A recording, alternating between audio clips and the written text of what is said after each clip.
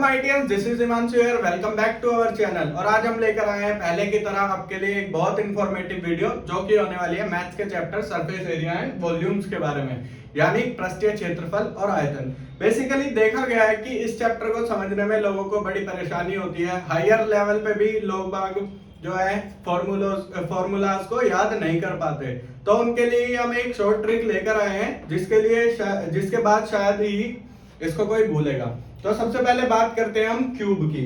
Cube जो कि जिसे हिंदी में घन कहते हैं, ये बेसिकली एक 3D शेप होती है। 3D यानी लंबाई और चौड़ाई तो होती है, साथ में ऊंचाई भी आ जाती है। समझ में आ रहा है? 2D यानी लंबाई और चौड़ाई, 3D जो हो जाती है वो लंबाई, चौड़ाई और ऊंचाई भी इसमें शामिल हो जाती है। ठीक है, उसके बाद चलते हैं क्यूब पर। क्यूब यानी घन।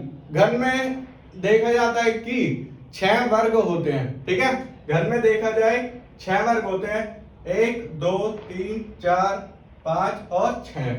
ठीक है, घर में 6 वर्ग होते हैं।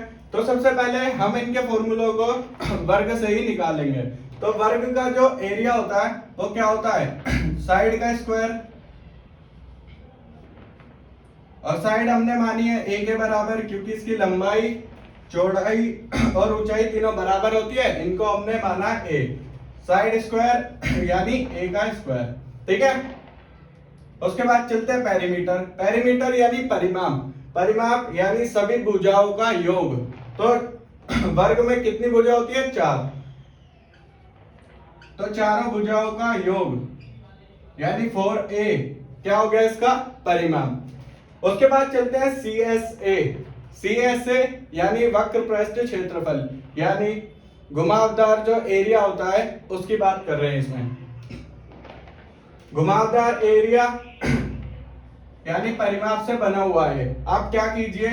परिमाप लीजिए और उसमें ऊंचाई से गुणा कर दीजिए, यानी 4a स्क्वायर।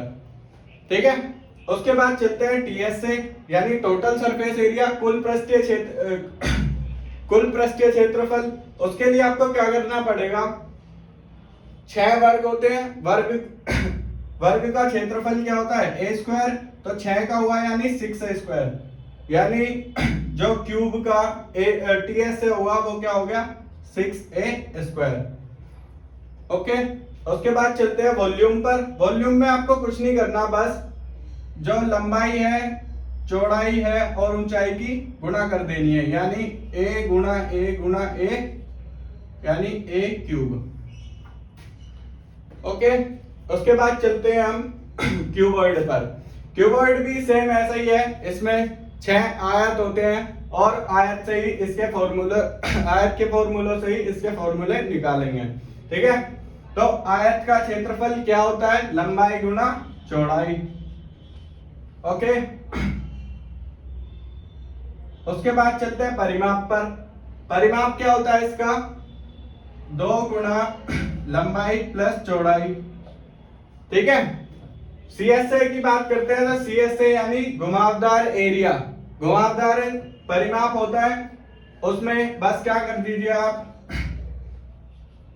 जैसे हमने यहां किया था कि परिमाप में बस ऊंचाई की गुणा कर दी थी, तो इसमें भी आप क्या करोगे? परिमाप में ऊंचाई की गुणा कर दोगे। ओके, उसके बाद चलते हैं TSA पर। TSA यानी कुल पृष्ठीय क्षेत्रफल। पृष्ठ कितने हैं इसमें? फेस कितने हैं? 6, यानी 6 आयतों का क्षेत्रफल। एक आयत का क्या होता है? LB। यहां से यहां तक आप करोगे तो ये लेंथ और ब्रेथ हो गई। उसके बाद ब्रेथ और हाइट, यानी 2 LB होंगे इसमें। ठीक है, 2 BH होंगे और 2 HL होंगे। ठीक है, यानी 2 LB, फिर 2 BH और 2 HL। ओके, 2 इसमें हम क्या करेंगे? कॉमन ले लेंगे। कॉमन लेने के बाद क्या हो गए? LB, BH और HL। ठीक है, उसके बाद करेंगे हम वॉल्यूम की बात। वॉल्यूम में जैसे हमने क्यूब में किया था, क्या कि लेंथ, ब्रेथ और हाइट यानी लंबाई, चौड़ाई और ऊंचाई की गुणा कर देंगे। तो इसमें भी सेम ऐसे ही करेंगे। लंबाई चौड़ाई और ऊंचाई की मल्टीप्लाई कर देंगे, यानी एल बी एच हो जाएगा। ओके, चलते हैं नेक्स्ट पार्ट पर। तो अब बारी आती है सिलेंडर और कोन की। ठीक है, सिलेंडर यानी बेलन। बेलन में देखा जाए तो ऊपर की तरफ दो वृत्त होते हैं और इनसे ही हम इनके जो फॉर्मूले हैं उनकी फॉर्मेशन करेंगे। तो आइए मेरे साथ। सबसे पहले वृत्त का क्षेत्रफल क्या होता है? पाई आर स्क्वायर।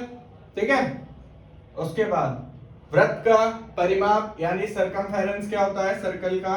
2 pi are. ठीक है, अभी तक हम क्या कर रहे थे? सी एस से निकालने के लिए, यानी घुमावदार जो एरिया था उसका क्षेत्रफल निकालने के लिए हम क्या कर रहे थे? जो भी परिमाप हो रहा था उसमें क्या किसकी मल्टीप्लाई कर रहे थे? हाइट की। तो इसमें भी ऐसे करेंगे 2 पाई आर एच। ठीक है, समझ में आ गया? अब आप क्या करेंगे? जो 2 पाई आर एच आए, यानी घुमावदार जो क्षेत्र है उसका एरिया जो आया है, उसमें बेलन में दो वृत्त आते हैं। ठीक है, तो दो वृत्त का जो क्षेत्रफल है वो और ऐड कर दीजिए, यानी 2 पाई आर स्क्वायर और ऐड कर दीजिए इसमें। यहां से 2 पाई आर क्या कीजिए? कॉमन ले लीजिए। 2 पाई आर कॉमन आ गया तो अंदर क्या बचा? H plus R. ठीक है, समझ में आ गया? या फिर आप लिख सकते हैं कि सी एस ए में C S A plus 2 into area of circle. Okay, circle. उसके बाद चलते हैं वॉल्यूम पर। वॉल्यूम में आप क्या करोगे?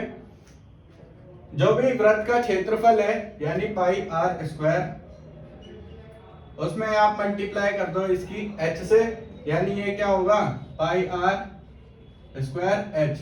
ठीक है, पाई आर स्क्वायर एच। ओके, उसके बाद चलते हैं कोण पर।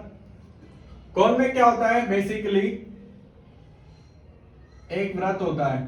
ठीक है, कोण में एक वृत्त होता है, उसमें तिरछी ऊंचाई भी होती है जिसे हम एल से जानते हैं, यानी स्लैंट हाइट। स्लैंट हाइट निकालने के लिए आपको पाइथागोरस प्रमेय लगानी पड़ती है, यानी एल स्क्वायर बराबर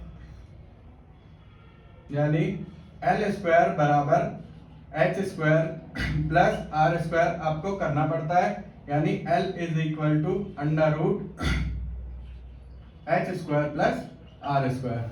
उसके बाद बात करें सी एस ए की, तो सी एस ए में आपको कुछ नहीं करना, बस पाई आर की मल्टीप्लाई L से कर दीजिएगा।